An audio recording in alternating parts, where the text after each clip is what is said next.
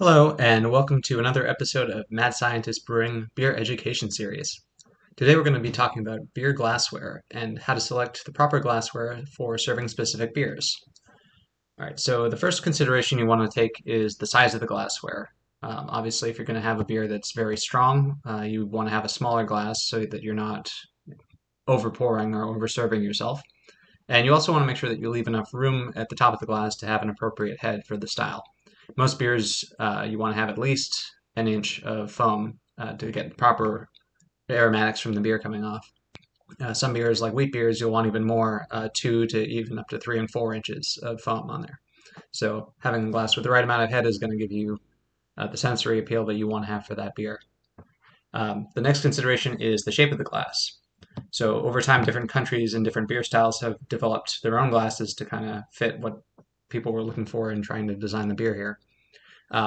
Presentation of the beer matters. In America, we're used to getting the standard pint glass, which is all right, but it's pretty boring. So it's nicer to kind of dress up the beer in something that will really show off its color, its visual appeal, its foam, everything about it that will actually make it stand out as opposed to just a regular pint glass.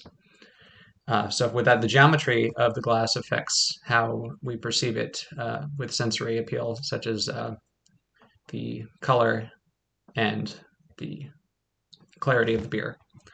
Thin walls, if you're going to have a thin wall on your glass, will show off color and clarity. Having a tapered rim can concentrate the aroma in the beer glass towards the nose, where an inward taper is going to give you a dense, creamy head, and an outward taper is going to give you a head with a lot more support, so it can get tall and large. You can also have some glasses, they have etched nucleation sites, which are places where, as you pour the beer, the bubbles will be able to gather as they break out of the beer and have kind of a steady stream going up to keep supporting and building the head, even as the beer is sitting there. The size and the shape of the lip of the beer can make it easier to make small or large sips. Again, that's a consideration you would take depending on the strength of the beer. If you had a very high alcohol beer, you probably want a smaller rim.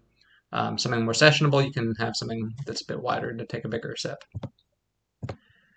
Also, when looking at glassware, there is a tradition in Belgium to do branded glassware. And by that I mean you have a specific glass that goes along with a beer, either the brewery or even the specific beer in some cases. So if you're going to go order, say, a Delirium Tremens, you would be getting a Delirium Tremens out of that particular glass. And if the bar was out of the glass because everyone else had ordered it, you would have to get a different beer and wait. Most places in the US don't stick to that strict level, but it is always nice to see if you order a beer from a certain brewery that it will come in their glass. Kind of the downside to this, though, is that the glass may not always be the best way to serve that particular style of beer, but it is a nice little bit of presentation at least. All right, so now we can talk about some specific glassware, common ones that you're likely to find, and some uncommon ones. And to do that, we're going to go take a field trip to the basement where I keep my glassware. All right, so the first one we've got here is the shaker pint. This is pretty much the standard you see in the US, and it is not very great for presenting beer. It does allow for a nice 1 inch of head if you want, but it doesn't do much visually. And it actually doesn't even hold a full pint. It's more like 12 to 14 ounces. It gets its name as a shaker pint because this is what was used for mixing up cocktails. And you would put this in and shake it up, and that was what was used. But somewhere around the 80s, it was decided, this is going to be what we use for serving in pints of beer. This glass here is the English no-nick imperial pint glass. This one here is actually meant to hold a full pint, and an imperial pint at that, so 20 ounces of beer, while still allowing for a head. Generally, you would see this a lot in the UK, and they would serve this with a mild or a bitter or some other low ABV session beer because there's quite a lot of it and you'll be drinking for a few rounds in the pub. This next one here that I got at the Guinness Storehouse in Dublin is an English tulip pint glass, which is usually used for serving stouts. It's thinner down at the bottom and kind of lips out at the top which allows for a nice creamy stout head. Another one you might see is the snifter glass, which this is not actually a proper snifter glass because the rim of it is kind of tapered out at the end there. With a regular snifter, it would just taper inward because you want to capture all of those aromatic notes from the beer. This is something that's usually a smaller size, and you would put a high ABV beer like a barley wine or an imperial stout in. And it's nice because you can hold it right in your hand. It helps to warm up the beer. And the shape of the glass also helps to concentrate those aromas right in your nose. This next one here is the stemmed tulip glass. And this one is usually associated with Belgian beers, but I like it as a kind of universal beer tasting one. With the shape of it, you have that first inward taper that helps to concentrate the aroma. And then the outward flare kind of lets it build a nice strong head and makes it a lot easier to drink out of. You will oftentimes see in craft breweries another smaller one like this. This one here is for moderation. It's basically the same concept, but a slightly different shape. So somehow I don't actually have a tapered Pilsner glass, so I'm going to superimpose an image over it here. This is traditionally served with Pilsners and has a narrow shape that can show off the pale color of that. The outward tapered edge helps to support a strong head, and some designs have a foot on them for a little extra stability. All right, this next one here is a Weissbier vase. This is meant for wheat beers that have a very large head, and so the larger size glass allows you to have that 3 to 4 inches of foam if you want up at the top.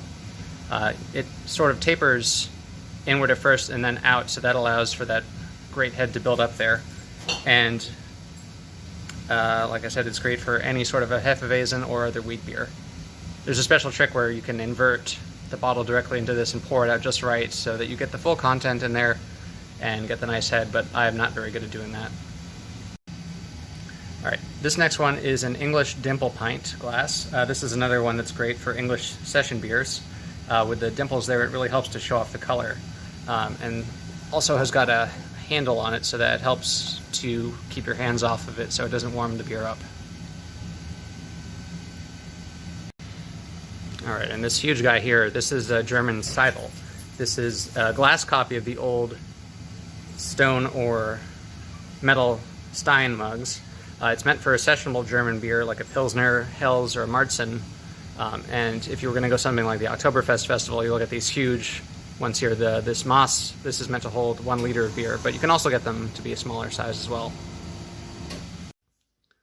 All right, some of the other ones that you may not see as often, this is a Scottish thistle glass that my wife got me, and I don't know if they're normally supposed to be this large, but this one is huge. So this is meant to hold Scottish beers and is shaped like the traditional Scottish thistle. It's got that nice outward flare that helps to support a head to it, which usually if you're going to get a draft pour, you wouldn't get too much of it, but the nice bulbous shape there is visually appealing and helps show off the color as well. These two here are the chalice and goblet glasses. I usually see these a lot in Belgian styles. They are stemmed here so that you are not putting your heat directly into the beer. The chalice one on the left kind of goes with an inward taper to help concentrate the aroma, where the goblet here is kind of even tilt, so it makes it for easier sipping, and it's got a nice solid glass wall. All right, this last one, actually before that, I had one more. I don't actually have a version of this. I'll put a picture up on here as well. Stange is used for serving Kolsch. Traditionally, it's kind of a cylinder, and similar to if you were going to get a Collins glass, it's basically that. I usually have these with Kolsch, and they are smaller and thinner walls so that you can see the color of it and drink them quickly and get another round as you would do in Cologne. Right, now this last one, this is a proprietary glass developed by Sam Adams. So it's got a lot of different things going on here. But you have this, the inward taper first to concentrate the aroma. Moving up here, actually the aroma gets concentrated more. Oh, come on, get it back into focus. There we go. Uh, Up towards the top, you'll get the concentration of aroma, and then the outward flare helps to support the head and makes it easy for sipping. You've got this narrow spot down on the bottom here to hold, so it's not going to warm most of the beer up. And it's got a nice little laser etched thing down on the bottom to help with the steady stream of bubbles to keep the head constant throughout the drinking of the beer. All right, well, that's it for today's episode. I hope you enjoyed it and learned a bit more about how to choose glassware for serving your beer. Until next time, cheers.